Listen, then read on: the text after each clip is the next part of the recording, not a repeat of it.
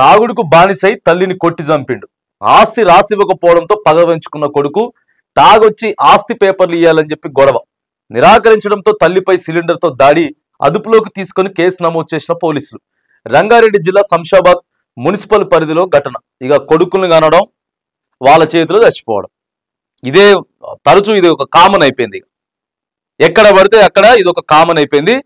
మళ్ళీ ఒక తల్లిని చనిపోయిండు దుర్మార్గుడు.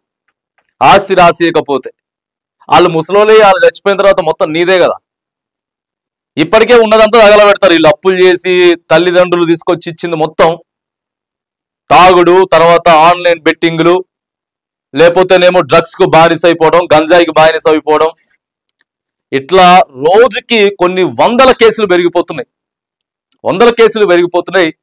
మళ్ళొక ఘటన కూడా జరిగింది. రంగారెడ్డి జిల్లా శంషాబాద్ మున్సిపల్ పరిధిలో 4వ పేజీలో రాసుకొని వచ్చిండు. ఇగో మృతురాలు చంద్రకళ, ఇక వాడు సైకో ప్రకాష్, నిందితుడు ప్రకాష్.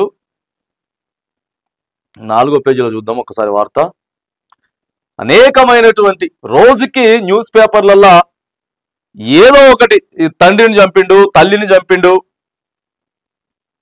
ఆస్తి కోసం చచ్చిపోయిన శవం దగ్గర కూడా వీళ్ళు ఆడ తలకొరిగి పెట్టడానికి, మళ్ళీ అక్కడ ఒక ఇది తలకొరిగి పెట్టడానికి కూడా ఎంత దారుణం అంటే ఇక మామూలు దారుణం కాదు. ఫస్ట్ ఆస్తిలో వాటాలు వేసుకున్న తర్వాతనే ఇది ఇగో తల్లిని సిలిండర్తో కొట్టి చంపిండు. 9 మాసాలు మోసి జన్మనిచ్చిన తల్లి పాలిట కన్న కొడుకే కాలయముడైండు. ఆస్తి రాసి ఇవ్వలేదని అమ్మను గ్యాస్ సిలిండర్తో కొట్టి చంపిండు. ఈ ఘటన రంగారెడ్డి జిల్లా శంషాబాద్ మున్సిపాలిటీ పరిధిలోని రాళ్లగూడ రాఘవేంద్ర కాలనీలో జరిగింది. Airport police station inspector Balaraju తెలిపిన వివరాల ప్రకారం సిద్ధాంతి గ్రామానికి చెందిన చంద్రకళ 55 సంవత్సరాలకి 2 కొడుకులు. 30 ఏళ్ల కిందట భర్త చనిపోగా ఆ తర్వాత పిల్లలను తీసుకువచ్చి రాళ్లగూడ రాఘవేంద్ర కాలనీలో స్థిరపడింది. చూడండి, 30 సంవత్సరాల క్రితమే, 30 ఏళ్ల క్రితం భర్త చచ్చిపోయినాడు. చిన్నప్పుడే, అంటే వీళ్ళ చిన్నప్పుడే చచ్చిపోయాడు. ఈ కొడుకుల చిన్నప్పుడే చచ్చిపోయాడు. తల్లి పెంచుకుంటూ వచ్చింది.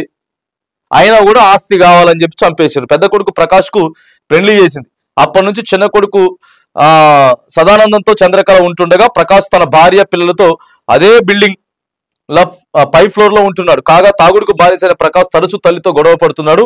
బుధవారం రాత్రి 11 గంటల సమయంలో ఫుల్లుగా తాగొచ్చి ఆస్తి పేపర్లు ఇవ్వాలని గొడవ చేశాడు. చంద్రకళ ఇవ్వకపోవడంతో ఆమెపై కర్రతో దాడి చేశాడు. అనంతరం కిచెన్ లోకి లాక్కెళ్లి సిలిండర్ తో తలపై బాదాడు. చంద్రకళ అరుపులు విన్న స్థానికులు పోలీసులకు సమాచారం ఇచ్చారు. ప్రకాష్ ను అదుపులోకి తీసుకొని కేసు నమోదు చేశారు. ఏం లాభం వాని మీద కేసు నమోదు చేసి, ఏం లాభం? వాడిని పట్టకపోయి ఏం లాభం? మహా అయితే ఉంటాడు ఓ నెల 2 నెలలు, నాన్ అవైలబుల్ అయితే ఓ 3 నెలలు ఉంటాడు, బయటకు వస్తాడు.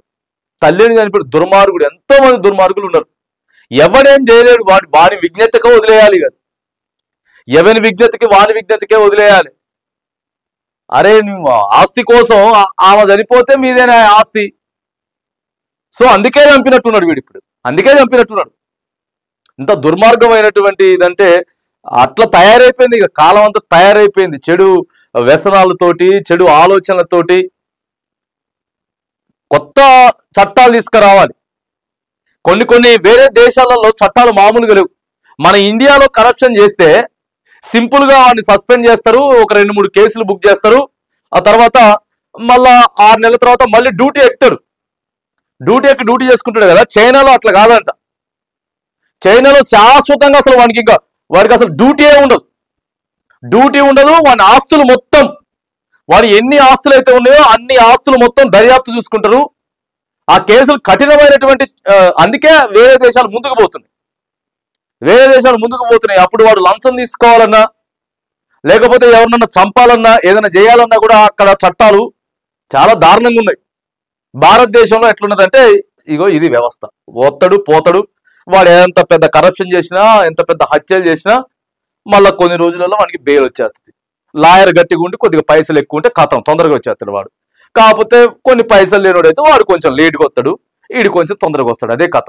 ఏదేమైనా కానీ ఇట్లాంటి విషయాల మీద కనీసం కన్న తండ్రిని, కన్న తల్లిని చంపేటటువంటి విషయాల్లో అయినా చట్టాలు మారాలి. రాష్ట్ర ప్రభుత్వాలు, కేంద్ర ప్రభుత్వాలు కఠినమైనటువంటి నిర్ణయాలు తీసుకొచ్చి ఎప్పుడైతే ప్రయోగాత్మకంగా ఇట్లా నేరాలు చేసిన వాళ్ళ మీద ఎప్పుడైతే వాటిని ప్రయోగిస్తారో దేశవ్యాప్తంగా తెలిసి వచ్చేటట్టు చేస్తారో అప్పుడు తగ్గుతాయి, అప్పుడు కొద్దిగా తగ్గే ప్రయత్నం ఉంటుంది. కానీ లేకపోతే చరామామూలు రోజుకో వార్త వింటనే ఉంటాం ఇట్లా.